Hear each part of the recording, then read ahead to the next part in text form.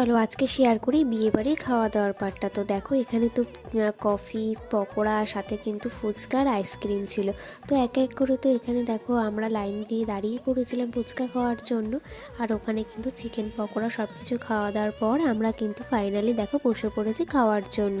আচ্ছা বন্ধুরা, তোমরা আজকের মেনু কার্ডটা দেখো, কিন্তু দেখবে মেনু কার্ডের সাথে কিন্তু খাবার যেগুলো সার্ভ হবে সেগুলোর কিন্তু কোনো মিলই খুঁজে পাবে না। হ্যাঁ বন্ধুরা, আমরাও তো ফার্স্টে অবাকই হয়ে গিয়েছিলাম। মেনু কার্ডে তো ছিল এখানে ডিমের টেবিল, কিন্তু সার্ভ দেখো হয়েছে নানার সাথে কিন্তু চানা পনির, যেটা কিন্তু খেতে খুবই ভালো হয়েছিল। তারপরে কিন্তু পাতে পড়ে গেল ডাল, আর ডাল দিয়ে খাওয়ার পরে কিন্তু পড়ে গেছিল পটল চিংড়ি, যেটার মধ্যে কিন্তু ভরে ভরে চিংড়ি দিয়েছিল।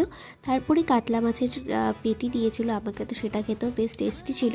তারপরে পড়ে গেল ফ্রাইড রাইস, চিকেন কষা, যেটা কিন্তু আমার স্পেশালি খুবই ভালো লেগেছিল। তো তোমাদের কাদের কাদের এই কম্বিনেশনটা ভালো লাগে অবশ্যই জানিও। আর লাস্টে চাটনি, পাঁপড় আর সাথে ছিল 2 রকমের